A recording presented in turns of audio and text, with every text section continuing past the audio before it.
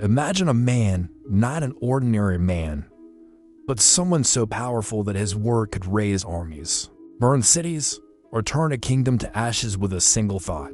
Now imagine the same man, on his knees, breathless, with his hands trembling, like those of a terrified child, as he watches everything he built, everything he killed, lied, and manipulated for, collapse before his eyes. The camera gets closer, very close, close enough to see the tear he tries to hold back, close enough to hear the final snap in his mind, the exact moment when his sanity breaks. And it is in this instant, in this silence that screams louder than any war, that he whispers, almost voiceless, "It was me. I destroyed all of this with my ego."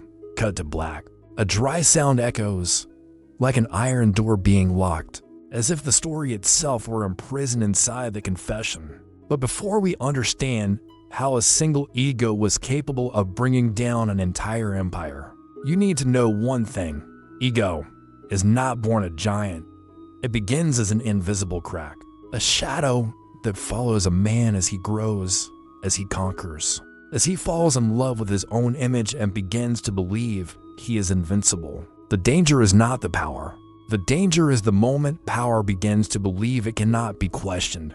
And when that moment arrives, it doesn't matter if you are a king, a president, a CEO, or the most feared emperor on the continent. The fall is always the same, fast, brutal, and silent until the very last second. Because the most devastating tragedy in human history is this: an empire can withstand armies, famine, betrayal, and storms, but it never survives the inflated ego of the one at the top. Today, you will see how this happens. You will witness the birth, expansion, an inevitable collapse of an ego so out of control that it dragged an entire people into ruin. And the most disturbing part, this process is happening right now in thousands of people, maybe even in you, and you didn't even notice. Take a deep breath. What you are about to hear is not just a story. It is a warning. Ego doesn't just destroy empires. It destroys lives, relationships, careers, futures. And it all begins, like this, with a man who had everything, except the ability to see himself. Before his world collapsed, everyone said he was brilliant, a born leader, an unbeatable strategist, a man capable of turning poor regions into centers of wealth, and unmotivated troops into perfect machines of war. After all, how could someone like that destroy his own empire? This is where the psychological mystery begins. Because what devastated his nation was not a foreign invasion, nor famine, nor plague, nor revolution. It was something invisible to the eyes, but devastating to the mind. His ego, but not the ordinary ego, the one we all have, the ego that protects us, that gives us identity. No, his was different. It was an exalted ego, hypertrophied, intoxicated by absolute power. An ego that fed on adoration and died at the first sign of reality. The mystery is this: how can a man dive so deeply into his own imaginary greatness that he begins to see any disagreement as a revolt, any advice as a threat, any doubt as a betrayal? Psychology calls this the narcissistic altitude effect. The higher someone rises, the less they can see their own flaws, and the more they begin to believe they are a god. But the emperor took this beyond the human limit. He started listening only to those who agreed, ignoring any opposing voice, rewriting facts so they matched his version of reality. And when that wasn't enough, he created imaginary enemies just to justify his increasingly irrational decisions. But there was one detail that no one understood, a secret so well hidden that not even his closest generals perceived it. The more powerful he became, the more fragile his ego grew. It was like a gigantic crystal vase, beautiful, shiny, imposing, but able to shatter with a single touch. And that is exactly what happened. At first, no one noticed. After all, who would dare question a man who believed he was chosen by the gods? But some people began to notice small cracks, an exaggerated reaction here, an impulsive decision there, a paranoid gaze in the council, until one day, something strange happened. Something no one could explain. The emperor began to fear his own shadow. Literally. He ordered the palace torches replaced, moved his throne to prevent the light from projecting his silhouette on the wall, and forbade anyone from approaching him from behind. He said that his shadow followed him with intentions of overthrowing him. That was the first clear sign that something was terribly wrong. His mind was opening fissures, and each fissure enlarged his ego, and at the same time, his vulnerability. You are about to see how those cracks became earthquakes, how small illusions turned into paranoia, how his insecurities transformed into deadly decrees, and how an entire empire paid the price for a man who couldn't face the only thing that truly threatened him, himself. But before we continue this psychological descent, if you enjoy this style of deep storytelling, filled with suspense, the human mind, and epic falls, I invite you, very naturally, to subscribe to the channel, because it helps me bring more stories like this, with the quality and intensity you deserve. The instability began almost imperceptibly. First, the emperor started walking through the palace corridors in the middle of the night, whispering to himself, as if he were talking to someone invisible. The guards reported hearing broken phrases. They want to take me. I know what they're planning. I need to act first. At first, the council believed it was just exhaustion, an overworked man guiding a colossal empire. But it wasn't exhaustion. It was fear, an irrational fear, inflamed by an ego that grew like a tumor. The emperor stopped trusting his most experienced generals. He believed they were conspiring against him. So he began replacing them with young men, ambitious and desperate to please him. They had no experience, but they had what he desired most: unconditional adoration. That's how the empire began to crack. Each of his decisions was based less on strategy and more on paranoia. He moved troops to borders where there were no enemies, abandoned critical regions to focus on threats that existed only in his mind. Meanwhile, his people, once strong and prosperous, began to fear their own ruler. The emperor ordered the arrest of anyone who remained silent for too long. According to him, those who think too much plan too much.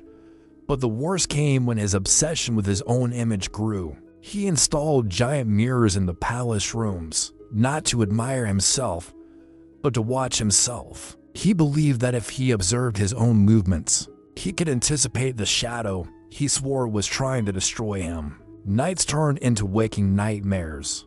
He screamed down the corridors, accusing ghosts of espionage, ordered candles and torches to be extinguished at the slightest sign of movement on the wall. The entire palace was kept in darkness, not because he wanted mystery, but because he feared the light.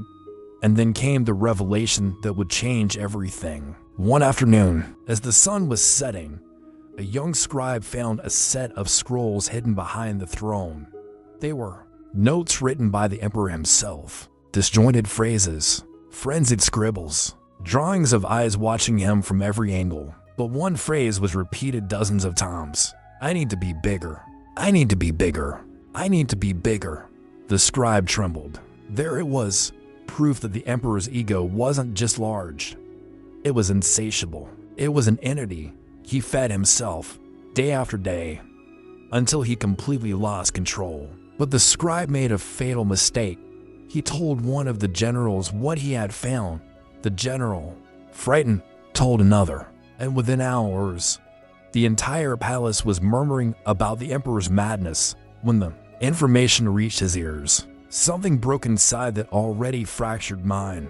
Something deep, something irreversible. He ordered all exits locked, ordered the arrest of anyone who asked too many questions, ordered the execution of anyone who showed fear. And he climbed to the tallest tower of the palace to look at the empire one last time, without realizing that, at that very moment, the real enemy was already inside him and growing. The empire was about to witness the final transformation of a leader into a paranoid tyrant, and nothing, absolutely nothing, would be able to stop him.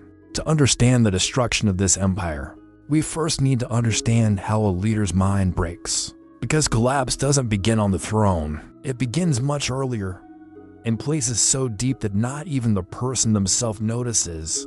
The emperor suffered from what modern psychology calls a fractured ego, a type of ego that grows to hide fears that were never faced. It's like painting gold over a wall full of cracks.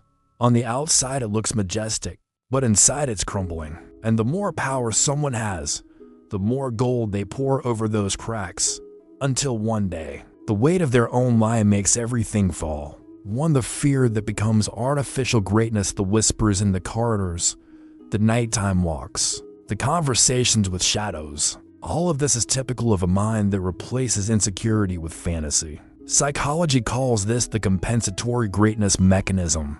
When a person creates an exaggerated version of themselves to escape a truth they cannot accept. He wasn't invincible, never was, but his mind needed to believe he was, so he wouldn't have to face the terror of being just human. So he invented himself to be greater than reality and anything that threatened that fantasy. A piece of advice, a criticism, a silence became an enemy. To when the ego creates enemies that don't exist, the replacement of generals, the swapping of allies for flatterers, the reinforced borders against imaginary threats. All of this reflects a psychological phenomenon called self-generated persecution. It's when an individual convinces themselves that everyone around them wants to overthrow them, even without any evidence. In his mind, the paranoia wasn't paranoia, it was protection. He preferred living surrounded by false friends, rather than risk being contradicted by true allies. And that was fatal.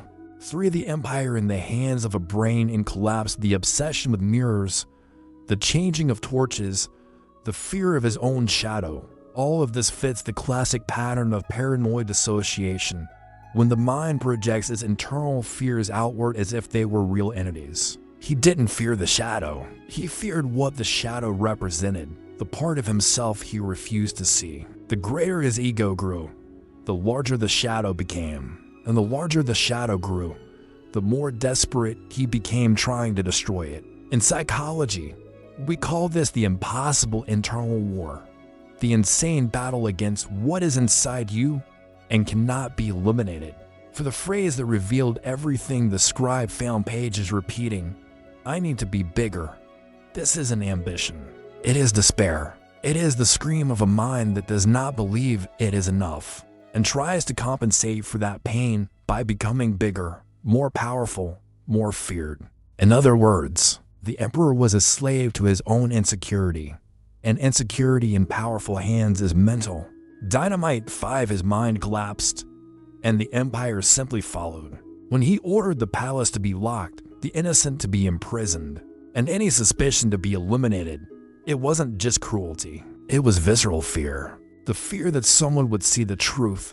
The great emperor was nothing more than a broken man. And when a broken man controls an entire empire, the empire inevitably breaks with him. This is the inevitable psychological law. The mind that governs determines the destiny of those who are governed. The empire did not fall from external causes. It fell from a silent epidemic that began at the top. The epidemic of the inflated ego, the blind pride, the distorted self-perception. And when that happens, there are no walls, armies, or riches capable of stopping the destruction. What comes next is the turning point that no one in that kingdom imagined, and that would place the emperor face to face with the truth he feared the most. The first major turning point happened on a silent night when the emperor, besieged by his own fears, decided to summon the council for an extraordinary meeting. But not to hear suggestions, to judge them. He entered the room carrying a scroll sealed with black wax. The councillors trembled. That seal was used only in cases of treason and had never been seen there before. With a trembling yet authoritative voice, he announced, "One of you tried to overthrow me, and I discovered who it is." The silence that followed was suffocating. Glances crossed, breaths held. Some clenched their fists, others gritted their teeth. Then he pointed to the air, not to a person, not to a councillor, but to an empty corner of the room, a corner where no one stood. It was him, he said, eyes wide. The shadow. It's already among us. The councillors looked at each other in silent panic. There it was, the first undeniable proof.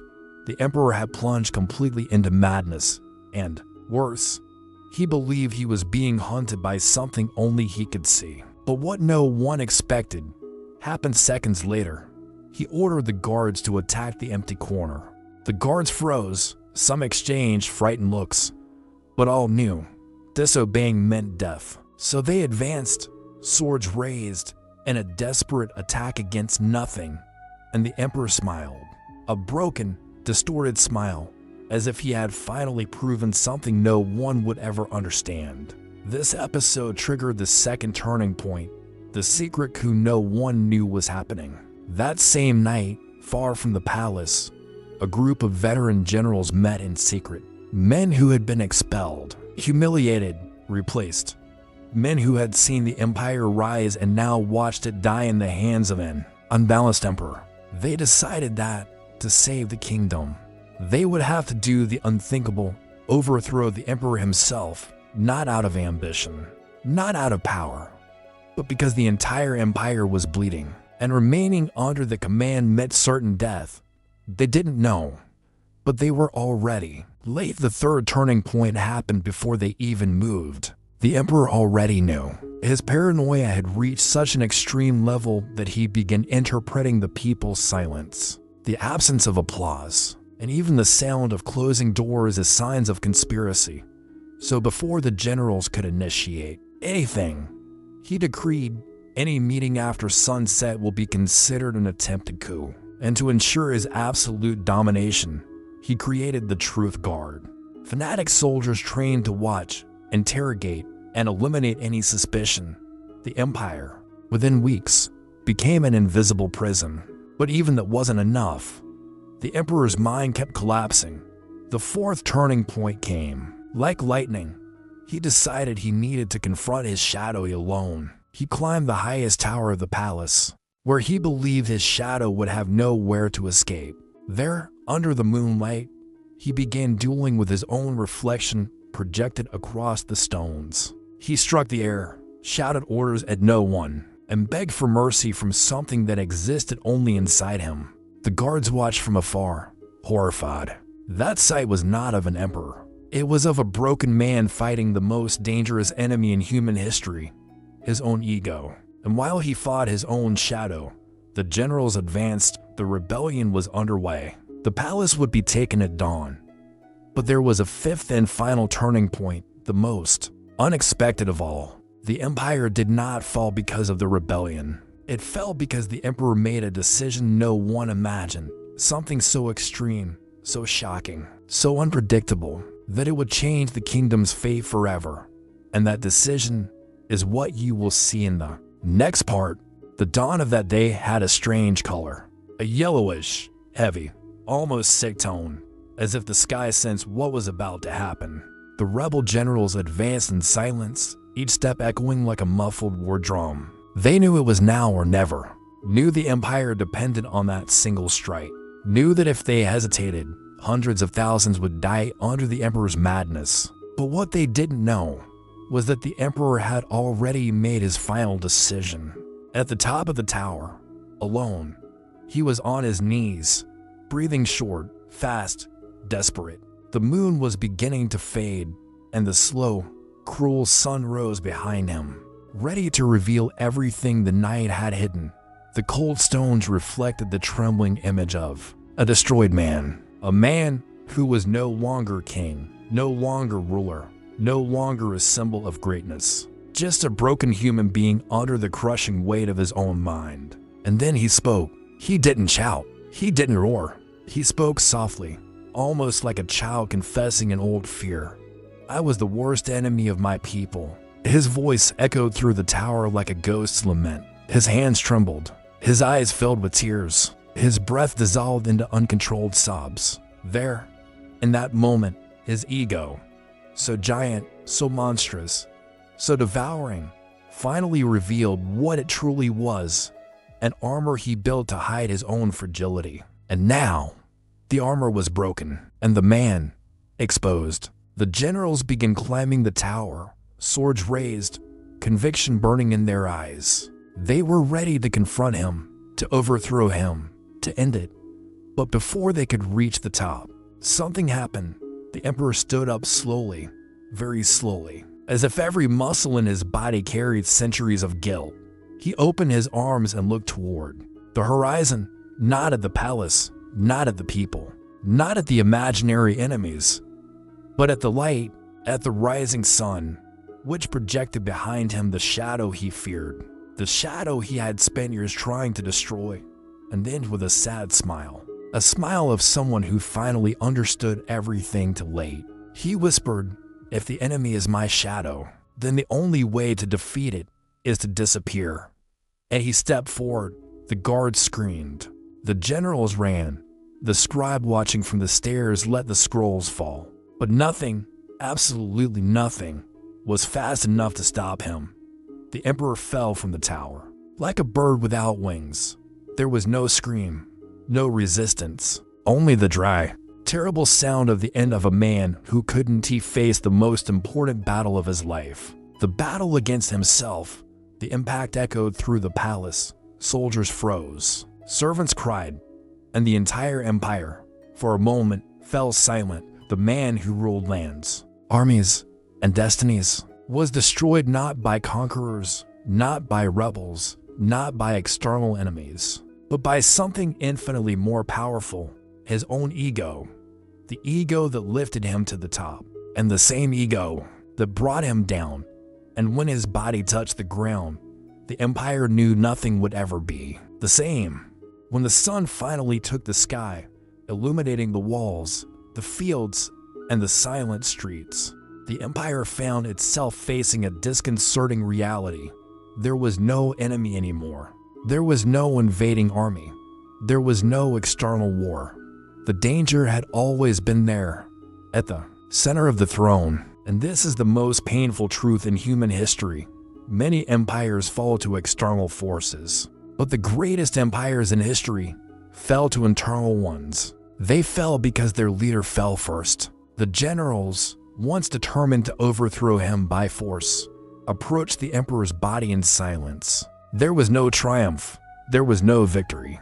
Only the devastating weight of what happens when a man does not face his own shadow. The scribe, the young one who had found the scrolls, picked up the last of them, stained with dust. There was the phrase repeated for weeks, maybe months.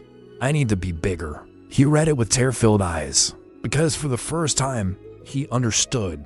The emperor never wanted to be greater than others. He wanted to be greater than the fear he carried, greater than the inner voices that hurt him, greater than the constant feeling of inadequacy. He wasn't a monster. He was a man fighting a war no one could see. A war we all fight, in silence, in the dark, against the parts of ourselves we are afraid to face. And it was there, in that moment, that the scribe realized something that would forever change the way he saw the world. Ego is not a villain. It is a defense. But when a defense becomes a prison, the soul stops breathing. The people told the story as a tragedy. The rulers who came after used it as a warning. And the philosophers of that empire wrote, "The fall of an empire begins with the fall of the consciousness of the one who leads it." But the question that echoed for centuries was another. How many empires inside ourselves are we destroying because of an ego we do not know how to control? How many relationships?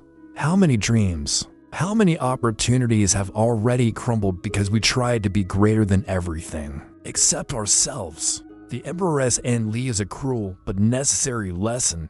If you don't face your own shadow, it grows until it consumes everything you love. If you don't control the ego controls you. And if you don't acknowledge your cracks, one day they break your entire life. This story is not just historical. It is psychological. It is human. And perhaps, in some way, it is also a mirror for each of us. If this video moved you, if it made you reflect, feel, or see something within yourself, I ask that you subscribe to the channel. It's not just for numbers. On YouTube, subscribing is what tells the algorithm this content is valuable. Show it to more people, and when you subscribe, leave a like and comment what you thought. You help keep stories like this alive. Deep, psychological, dense, soulful stories that require hours of writing, research, and narration. So tell me in the comments, which part of this story impacted you the most? What reflection kept echoing inside you? I will read every comment carefully. And before you leave, one last invitation. Click now on the video appearing on your screen. It dives even deeper into themes like ego, the human mind, and psychological downfall.